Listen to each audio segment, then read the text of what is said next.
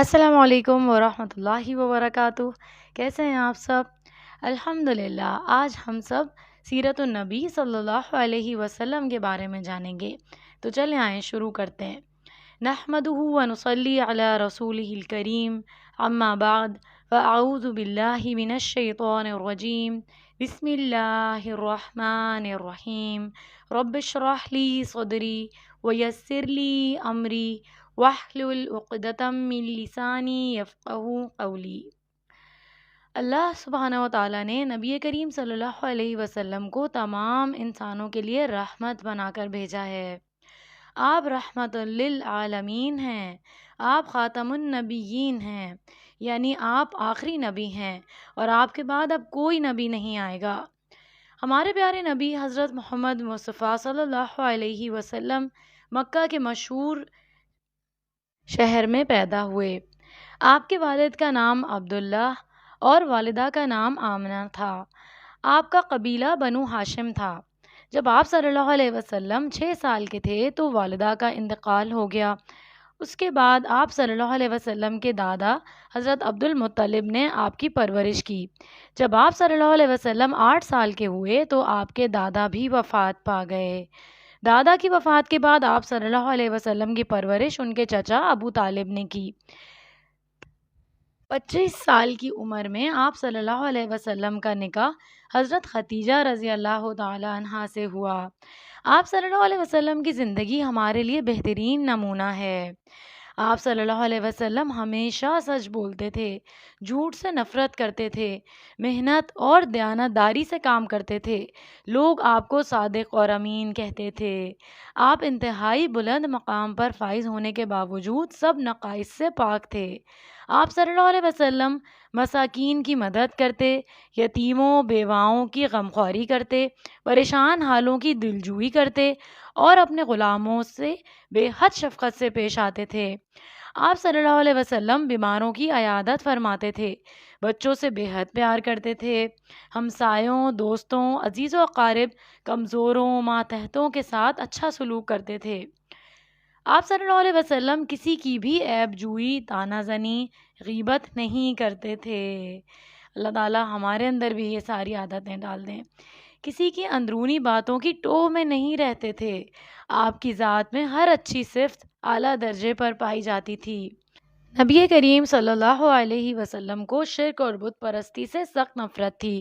آپ صلی اللہ علیہ وسلم صرف ایک اللہ کی عبادت کرنا چاہتے تھے۔ یہی وجہ تھی کہ نبوت سے پہلے بھی آپ کبھی بتوں کے پاس نہیں گئے۔ آپ غار حرا میں تشریف لے جاتے اور وہاں کئی دنوں تک عبادت میں مصروف رہتے تھے۔ ایک دن آپ غار حرا میں اللہ کی عبادت میں مصروف تھے۔ یہ رمضان کا مہینہ تھا۔ اللہ کی طرف سے ایک فرشتہ حضرت جبرائیل علیہ السلام تشریف لائے اور آپ کو اللہ کا پیغام پہنچایا۔ اللہ کے اس پیغام کو وحی کہتے ہیں۔ اس وقت آپ صلی اللہ علیہ وسلم کی عمر 40 سال تھی۔ آپ کو سورہ علق کی پہلی 5 آیات عطا کی گئیں۔ یہ پہلی وحی تھی۔ پہلی وحی کے کچھ عرصے بعد سورہ مدثر کی شروع کی آیات نازل ہوئیں۔ ان آیات میں اللہ سبحانہ و تعالیٰ نے نبی کریم صلی اللہ علیہ وسلم کو حکم دیا کہ لوگوں کو ایک اللہ کی طرف بلائیں، اچھے اخلاق اپنانے کی تعلیم دیں۔ چنانچہ آپ صلی اللہ علیہ وسلم نے صرف ان لوگوں کو اللہ سبحانہ و تعالیٰ کی بندگی کی طرف بلایا جو پہلے سے آپ صلی اللہ علیہ وسلم کی سچائی، بلند اخلاق اور پاکیزہ عادات کو جانتے تھے۔ وہ لوگ اسلام قبول کرتے اور دوسرے لوگوں کو خفیہ طریقے سے اسلام کی دعوت دیتے۔ اس طرح خفیہ طریقے سے اسلام کی دعوت پھیلنا شروع ہو گئی۔ خفیہ دعوت کا سلسلہ 3 سال تک جاری رہا۔ اس کے بعد اعلانیہ دعوت دی گئی۔ اللہ سبحانہ و تعالیٰ نے آپ صلی اللہ علیہ وسلم کو حکم دیا، اپنے خاندان کے قریبی لوگوں کو خدا سے ڈراؤ۔ اس حکم کے ملتے ہی آپ صلی اللہ علیہ وسلم نے اپنے خاندان کو جمع کر کے اللہ کی طرف دعوت دی۔ اس کے بعد آپ صلی اللہ علیہ وسلم نے مشرکین مکہ کو اللہ کی طرف بلایا۔ انہوں نے آپ صلی اللہ علیہ وسلم کی اس دعوت کو جھٹلا دیا۔ اسلام کے اعلانیہ دعوت نے سارے عرب کو، خاص طور پر کفار مکہ کو پریشان کر کے رکھ دیا تھا۔ جب نبی کریم صلی اللہ علیہ وسلم نے کعبہ میں جا کر اللہ تعالیٰ کے ایک ہونے کا اعلان کیا، لوگوں کو برے اخلاق اور بتوں کی پرستش سے منع کیا تو قریش مکہ نبی کریم صلی اللہ علیہ وسلم کے سخت دشمن بن گئے، اور نبی کریم صلی اللہ علیہ وسلم اور آپ کے ساتھیوں کا حوصلہ توڑنے کے لیے انہوں نے طرح طرح کے مظالم ڈھائے۔ اس طرح آپ صلی اللہ علیہ وسلم اور آپ صلی اللہ علیہ وسلم کے ساتھیوں پر مصیبتوں کے سخت ترین دور کا آغاز ہوا۔ مسلمانوں پر زندگی تنگ کر دی گئی، ان کو طرح طرح سے ستایا جاتا، انہیں مجبور کیا جاتا کہ وہ نبی کریم صلی اللہ علیہ وسلم کا ساتھ چھوڑ دیں۔ نبی کریم صلی اللہ علیہ وسلم کو طرح طرح کی ذہنی اور جسمانی تکلیفیں دیتے۔ آپ صلی اللہ علیہ وسلم نماز پڑھتے تو آپ صلی اللہ علیہ وسلم کی کمر پر اونٹ کی اوجڑی ڈال دی جاتی۔ آپ صلی اللہ علیہ وسلم لوگوں کو قرآن مجید پڑھ کر سناتے تو وہ شور کرتے۔ آپ صلی اللہ علیہ وسلم کو جادو، کاہن اور شاعر کہتے۔ آپ صلی اللہ علیہ وسلم راستے سے گزرتے تو کوڑا کرکٹ پھینکتے، اور آپ صلی اللہ علیہ وسلم کو طرح طرح سے ستاتے۔ آپ صلی اللہ علیہ وسلم کو دولت اور عہدے کی پیشکش کی تاکہ آپ اسلام کی تبلیغ چھوڑ دیں، لیکن بڑی سے بڑی پیشکش بھی آپ صلی اللہ علیہ وسلم کو حق کی راہ سے نہیں ہٹا سکی۔ آپ صلی اللہ علیہ وسلم کے ساتھیوں کو بے انتہا ستایا گیا۔ حضرت بلال رضی اللہ تعالیٰ عنہ گرم ریت پر لٹا کر ان کے سینے پر بھاری پتھر رکھ دیے جاتے، ان کے گلے میں رسی باندھ کر گلیوں میں گھسیٹا جاتا۔ حضرت عثمان رضی اللہ تعالیٰ عنہ کو ان کے چچا نے چٹائی میں لپیٹ کر دھواں دیا، یہاں تک کہ ان کا دم گھٹنے لگا۔ حضرت خباب رضی اللہ تعالیٰ عنہ کو جلتے دہکتے کوئلوں پر لٹایا جاتا۔ حضرت ابوبکر رضی اللہ تعالیٰ عنہ کے سر اور داڑھی کے بال نوچے گئے۔ آپ صلی اللہ علیہ وسلم اور آپ کے ساتھیوں کو دین اسلام سے ہٹانے کے لیے ہر طرح سے اذیتیں دی جاتی، لیکن آپ صلی اللہ علیہ وسلم اور آپ کے ساتھیوں نے اسلام کو نہیں چھوڑا۔ کافروں کے ان مظالم کے باوجود آپ صلی اللہ علیہ وسلم اور آپ صلی اللہ علیہ وسلم کے ساتھیوں نے ہمت اور بہادری سے اسلام کی دعوت کا کام جاری رکھا۔ نبوت کے 5ویں سال کفار مکہ کے مظالم روز بروز شدت اختیار کرتے گئے۔ مسلمانوں کے لیے ان مظالم کو برداشت کرنا مشکل ہوتا جا رہا تھا۔ ان سخت اور تکلیف دہ حالات میں اللہ تعالیٰ نے نبی کریم صلی اللہ علیہ وسلم کو ہجرت کا اشارہ دیا۔ چنانچہ نبی کریم صلی اللہ علیہ وسلم نے مسلمانوں کو ملک حبشہ ہجرت کرنے کا حکم دیا۔ ملک حبشہ کا موجودہ نام ایتھوپیا ہے۔ وہاں کے بادشاہ کو نجاشی کہا جاتا تھا۔ وہ بہت رحم دل انسان تھا۔ اس نے مسلمانوں کو اپنے ملک میں آرام سے رہنے کی اجازت دی۔ حبشہ کے لوگ مسلمانوں کے اخلاق سے متاثر ہوئے۔ وہاں کے کچھ لوگ مکہ آ کر نبی کریم صلی اللہ علیہ وسلم سے ملے اور اسلام قبول کیا۔ ہجرت حبشہ کے بعد کفار مکہ مسلمانوں سے جل رہے تھے۔ انہیں بہت غصہ تھا جب انہیں حضرت حمزہ رضی اللہ تعالیٰ عنہ اور حضرت عمر رضی اللہ تعالیٰ عنہ کے اسلام قبول کرنے کی خبر ملی تو ان کا غصہ اور بڑھ گیا۔ ان دونوں حضرات کے اسلام قبول کرنے کی وجہ سے مسلمانوں کی تعداد میں مزید اضافہ ہو گیا۔ الحمدللہ قریش نے ایک خطرناک چال چلی۔ انہوں نے بنو ہاشم، نبی کریم صلی اللہ علیہ وسلم کا جو قبیلہ تھا، اس کے ساتھ ہر طرح کا تعلق توڑنے کا فیصلہ کیا اور ایک معاہدہ لکھ کر خانہ کعبہ میں لٹکا دیا۔ بنو ہاشم کے سب لوگ شعیب ابی طالب میں جمع ہو گئے۔ شعیب ابی طالب 2 پہاڑوں کے درمیان خالی جگہ کو کہتے ہیں۔ یہ جگہ حضرت ابو طالب کی ملکیت تھی۔ یہ نبوت کا 7واں سال تھا۔ بنو ہاشم کے سب لوگ شعیب ابی طالب نامی گھاٹی میں تھے۔ ان کی زندگی انتہائی مشکل ہو گئی۔ درختوں کے پتے کھا کر گزارا کرنا پڑتا۔ بھوک کی وجہ سے عورتوں اور بچوں کے رونے کی آوازیں گھاٹی کے باہر سنائی دیتی، لیکن قریش کے لوگوں پر کوئی اثر نہیں ہوتا۔ کچھ رحم دل لوگوں کو طرز بھی آتا، لیکن وہ کھلم کھلا مسلمانوں کی مدد کرنے سے ڈرتے تھے۔ ان سب حالات میں نبی کریم صلی اللہ علیہ وسلم اور مسلمانوں نے اسلام کی تبلیغ کا کام جاری رکھا۔ 3 سال تک نبی کریم صلی اللہ علیہ وسلم اور بنو ہاشم نے یہ مصیبتیں برداشت کیں۔ بہت لمبا عرصہ ہوتا ہے 3 سال۔ جو معاہدہ کفار مکہ نے خانہ کعبہ میں لٹکا رکھا تھا اس کو دیمک کھا گئی اور آخرکار یہ معاہدہ ختم ہو گیا اور بنو ہاشم شعیب ابی طالب سے باہر آ گئے۔ نبوت کے 10ویں سال حضرت ابو طالب کا انتقال ہو گیا۔ ان کی وفات کے بعد قریش مکہ نے نبی کریم صلی اللہ علیہ وسلم کو ستانے اور تکلیفیں دینے میں مزید اضافہ کر دیا۔ ابھی وہ چچا کے غم سے نکلے نہ تھے کہ 2 مہینے کے بعد آپ کی پیاری بیوی حضرت خدیجہ رضی اللہ تعالی عنہا کا انتقال ہو گیا۔ نبی کریم صلی اللہ علیہ وسلم نے اس سال کو عام الحزن یعنی غم کا سال قرار دیا۔ نبی کریم صلی اللہ علیہ وسلم حضرت ابو طالب اور حضرت خدیجہ کی وفات کی وجہ سے بہت غمگین تھے۔ قریش مکہ کی سختیاں روز بروز بڑھ رہی تھیں، اس لیے آپ صلی اللہ علیہ وسلم نے مکہ سے باہر جا کر اسلام کی تبلیغ کا ارادہ کیا اور مکہ سے دور طائف کے شہر تشریف لے گئے۔ راستے میں مختلف قبائل کو اسلام کی دعوت پیش کرتے گئے۔ طائف پہنچ کر آپ صلی اللہ علیہ وسلم وہاں کے 3 بڑے سرداروں سے ملے اور ان کے سامنے اسلام کی دعوت پیش کی۔ انہوں نے نبی کریم صلی اللہ علیہ وسلم کی بات سننے سے انکار کر دیا اور دوسروں تک اسلام کی دعوت دینے سے بھی روک دیا، اور بلکہ انہوں نے آپ صلی اللہ علیہ وسلم کے پیچھے شرارتی لڑکوں کو لگا دیا جو تالیاں بجاتے، آپ صلی اللہ علیہ وسلم کا مذاق اڑاتے، آپ صلی اللہ علیہ وسلم کو برا بھلا کہتے۔ انہوں نے آپ صلی اللہ علیہ وسلم پر پتھر برسائے، یہاں تک کہ آپ صلی اللہ علیہ وسلم کا جسم مبارک زخمی ہو گیا۔ حضرت زید رضی اللہ تعالیٰ عنہ ڈھال بن کر پتھروں کو روکنے کی کوشش کرتے رہے، لیکن اس کے باوجود نبی کریم صلی اللہ علیہ وسلم کے پاؤں پر اتنے زخم آئے کہ دونوں جوتے خون سے بھر گئے۔ حضرت زید رضی اللہ تعالیٰ عنہ کے سر میں بھی چوٹ آئی۔ آپ صلی اللہ علیہ وسلم تھک کر بیٹھتے تو وہ لوگ آپ صلی اللہ علیہ وسلم کو زبردستی اٹھا کر چلنے پر مجبور کر دیتے۔ ان ظالموں سے بچتے ہوئے آپ صلی اللہ علیہ وسلم ایک باغ میں آپ نے پناہ لی تو یہ لوگ واپس چلے گئے۔ پھر آپ صلی اللہ علیہ وسلم نے دعا فرمائی جو دعائے مستضعفین کے نام سے مشہور ہے۔ آپ چاہتے تو ان کو بد دعا دے سکتے تھے، مگر آپ صلی اللہ علیہ وسلم نے ان کے لیے ہدایت کی دعا کی۔ پھر آپ صلی اللہ علیہ وسلم مکہ روانہ ہو گئے۔ طائف سے واپسی پر مکہ والوں نے آپ صلی اللہ علیہ وسلم اور مسلمانوں پر مزید سختیاں شروع کر دیں۔ وہ لوگ آپ کا مذاق اڑاتے اور آپ صلی اللہ علیہ وسلم کو جھوٹا کہتے تھے۔ ان حالات میں اللہ نے آپ کو ملاقات کے لیے اپنے پاس بلانے کا فیصلہ کیا تاکہ اللہ کے پیغام کو عام کرنے کے لیے کامل یقین کے ساتھ آگے بڑھ سکیں۔ اس مقصد کے لیے ایک رات میں ہی آپ صلی اللہ علیہ وسلم کو مسجد حرام سے مسجد اقصیٰ اور پھر 7 آسمانوں کی سیر کرائی گئی۔ مسجد حرام سے مسجد اقصیٰ کے زمینی سفر اور مسجد اقصیٰ سے آسمانوں کے سفر کو معراج کہتے ہیں۔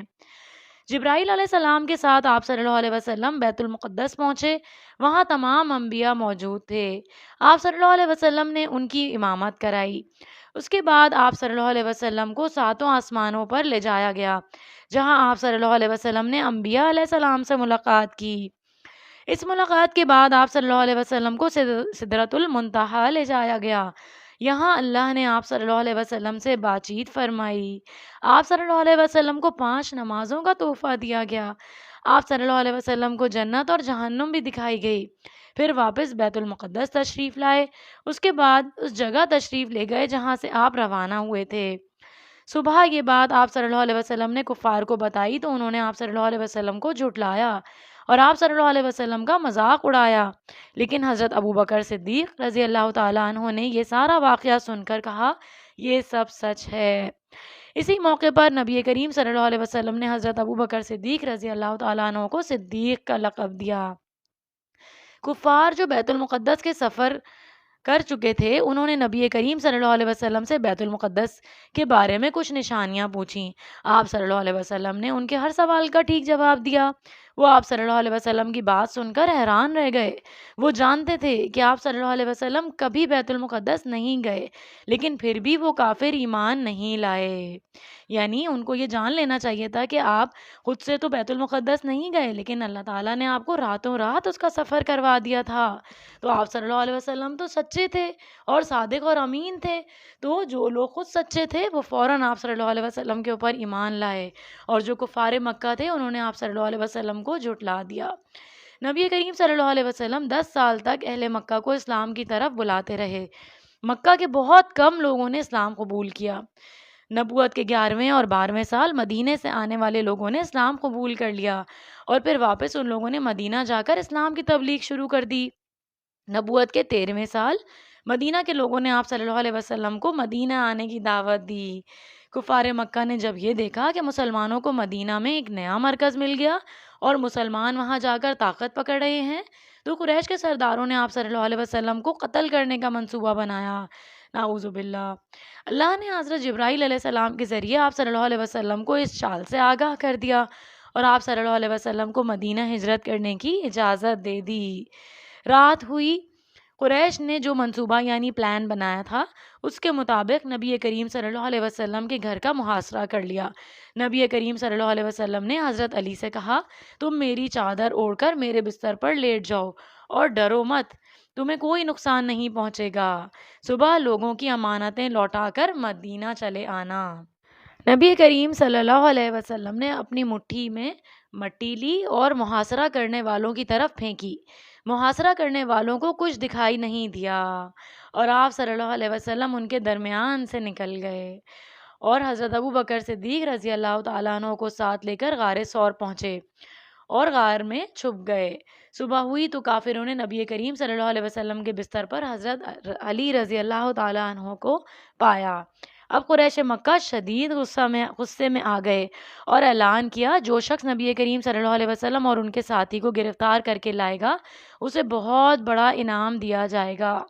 انعام کا لالچ ان کا سن کر بہت سے لوگ جو ہیں وہ نبی کریم صلی اللہ علیہ وسلم کی تلاش میں نکل گئے۔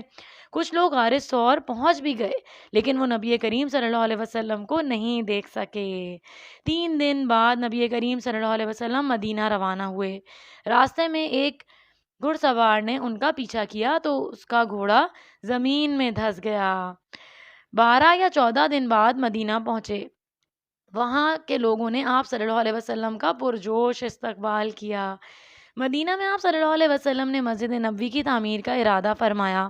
حضرت ابو بکر صدیق رضی اللہ تعالیٰ عنہ نے اس مسجد کی زمین کی قیمت ادا کی۔